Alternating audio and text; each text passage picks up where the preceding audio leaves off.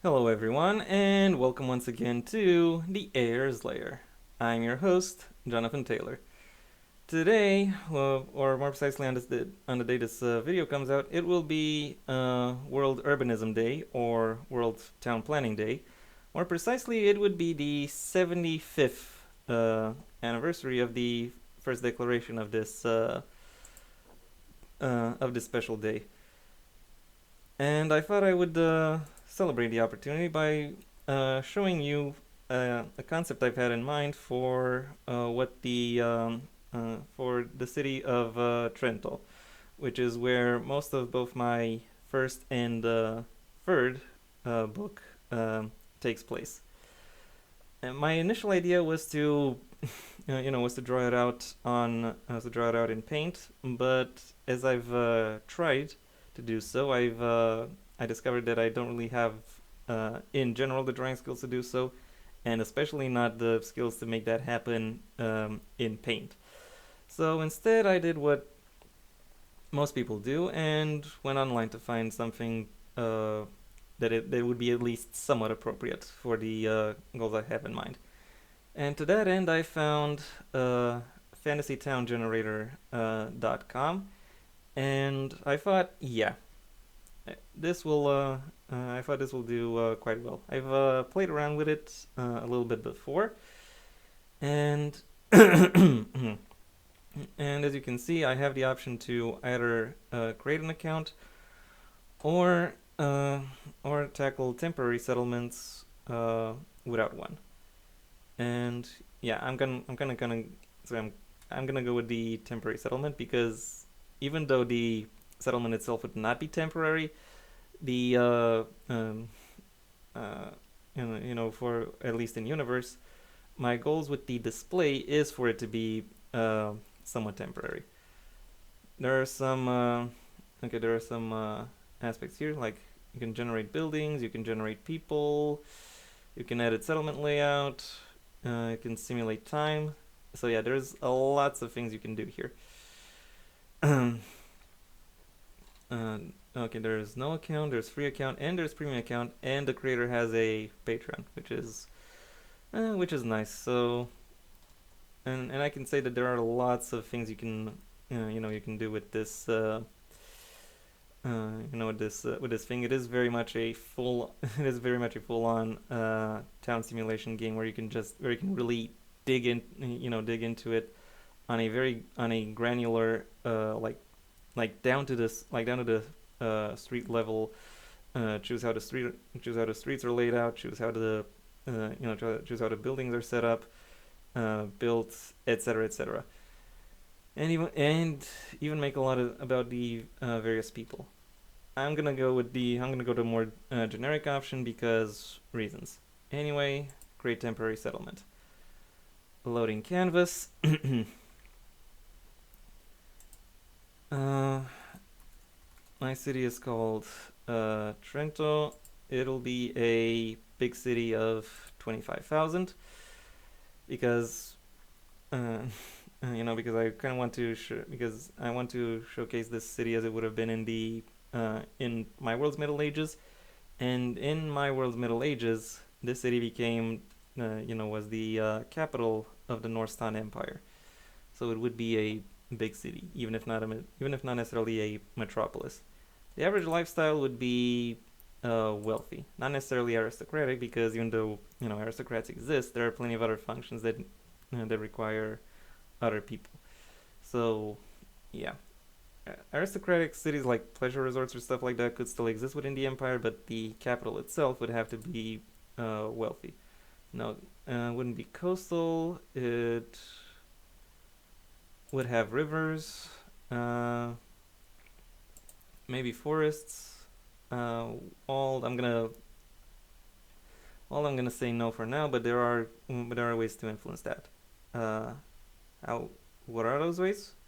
Well, they are right here under all settings, where you can see I got a whole bunch of other options. Let's see, general, name, size, average lifestyle, and then lifestyle distribution, as in what the likelihood is that someone who is what likelihood do the people who are spawned have of being in having any particular lifestyle. Next up, the people themselves. I only want humans because that's the kind of world I've created. Genders, no agenders because this is a medieval world, so it's doubtful any people would have the vocabulary to describe themselves as agender. When it comes to gender relations, as in who's attracted to whom, I think this works. Education, actually want to mess around a little bit with this and make the modest people, make people living modestly also have some level of an education, and then make people who are comfortable illiterate, because I think the people who live comfortably would be people who have like something akin to an apprenticeship or or something like that, something that would take them out of formal schooling, but still receive the but still receive some level of instruction necessary for them to carry out some kind of trade. And from that going forward, we got a whole variety of stats. I'm gonna go too much into that because reasons. And now we go for government. I think the government of the city should be, could actually be democratic for a given form of what democratic looks like. Even though I don't actually recall. I think town hall, public forum. There would be a leader, and that leader would be called the Lord Mayor. In the city's history, I'm pretty sure it did have a Lord Mayor. No, wait. Yeah, how obvious is it that I'm winging this? So yeah, it's very much a feudal government, and the feudal title would actually be Lord Mayor. So let's go. let's call the family Mayor. I'm not exactly sure where the term mayor stems from, but I would find it funny if in universe that's kind of how it that would be how it was generated. And apparently there can be several governments within one settlement. I decided against doing so. Factions, random faction defaults. No.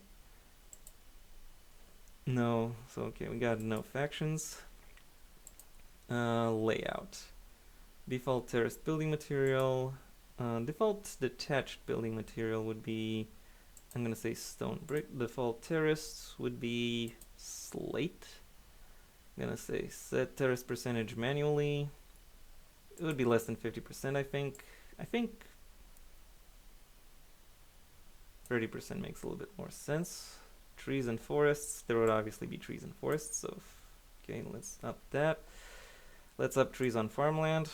They could be fruit-bearing trees, so that's good. Trees in main settlement. Yeah, I'm fine with this. Moving ahead, we've got districts. Too small district area. I think this number is supposed to be 100,000. District size configuration, automatic based on size. Overall districts. Yeah, I think those work. Sub-districts. Military, pleasure, industrial, waterfront. Yeah, there's a lot to go through here. I'm gonna enter one just because. Let's see. Raw food. Pick new lot configuration. Furthest from center or waterfront. And grow district configuration towards the waterfront, I think. Override overall district defaults. Not exactly sure why that's checked, but whatever. Can merge when average lifestyle is at its most valid. When water is available, never. I kind of want to go through all of these and click never, but that would take too long and would be too boring for you to see. So buildings not on ledge, not on lot edge enabled. No. Use all available building space. Dense decorations parts. I'm not messing with decorations at all.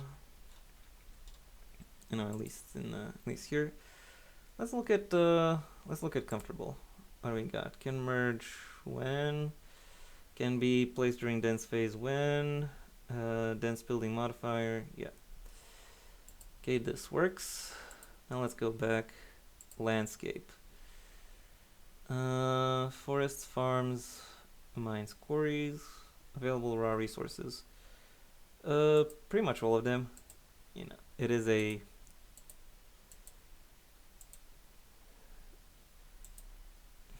this is an imperial capital, so it would have pretty much anything you can think of.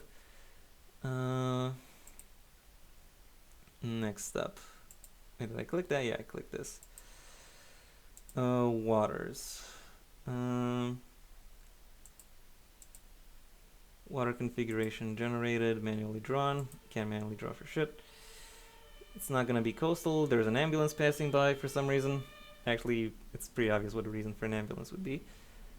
So yeah, I'm gonna leave random river, even though I actually have a clear idea of how the river running through the city is supposed to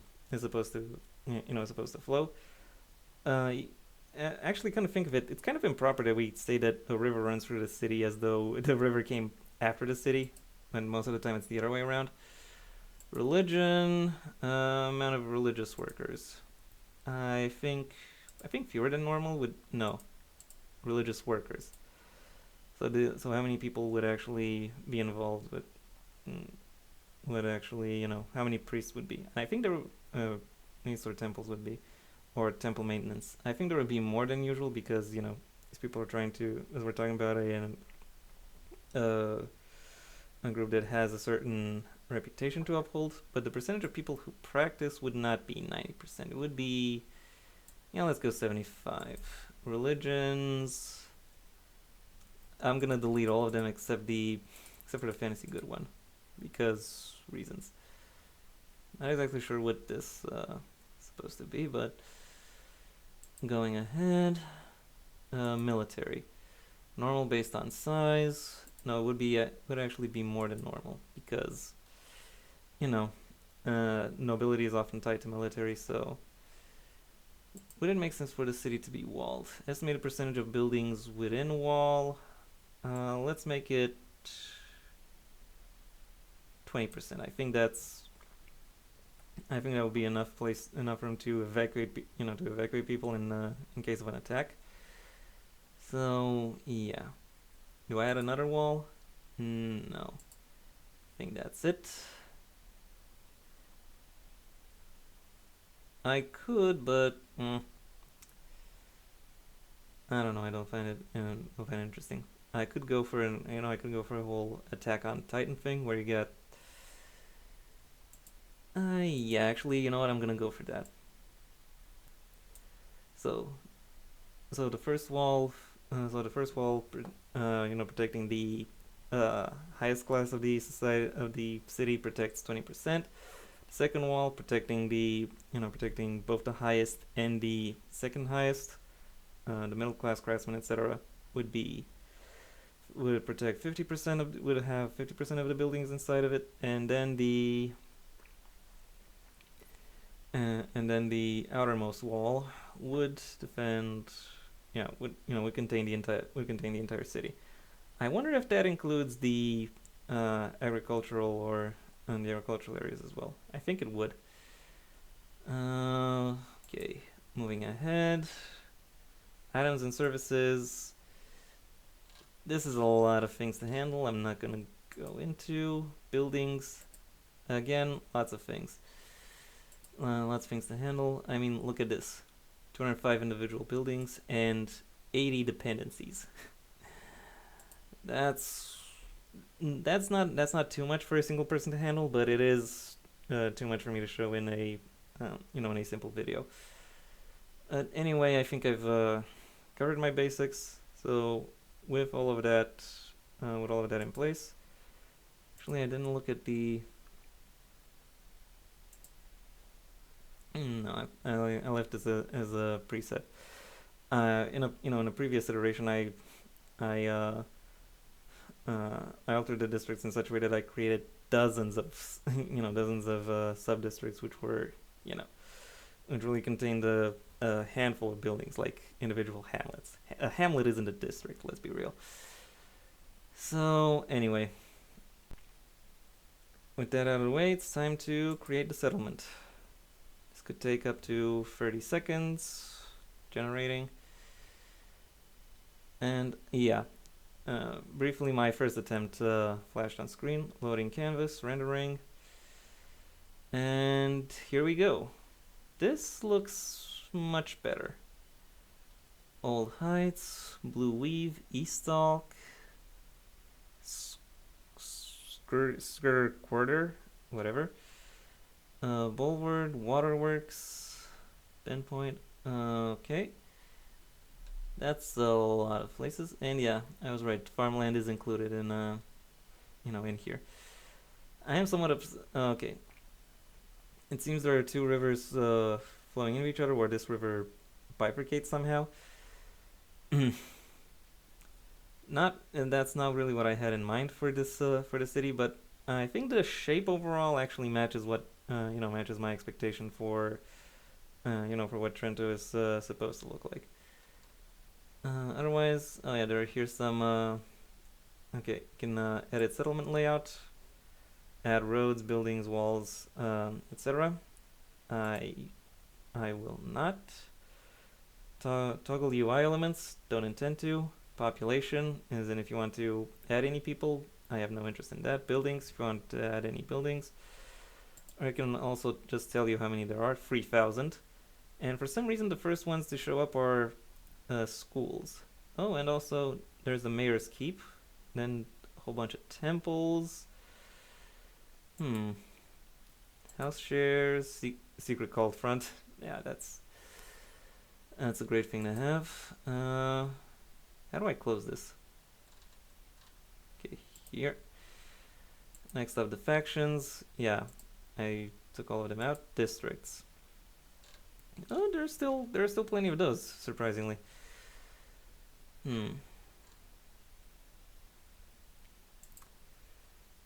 Anyway, oh, and it seems I can download this. This interesting little map. I might just at some point, but not now. Oh, and it is also somewhat dynamic. So this is what it looks like at 9 a.m. Let's move ahead 1 hour. Then again, given I haven't added any people, I don't think anything will change. Or anything visible. And seems not to. However, moving around the mouse seems to change which buildings are highlighted. So let's click on this building. What is it? The Stunning Thatcher. 12 people currently here. It's open. These are the people who are in the showroom, workshop, and living area. I think all these names are randomly generated. They would not actually be similar to these. Trento and actually Trento is actually supposed to be akin to Rome, and therefore Sabinstein, Sabinstein would be the Italian equivalent. So all these names would be Italian rather than vaguely Celtic Germanic.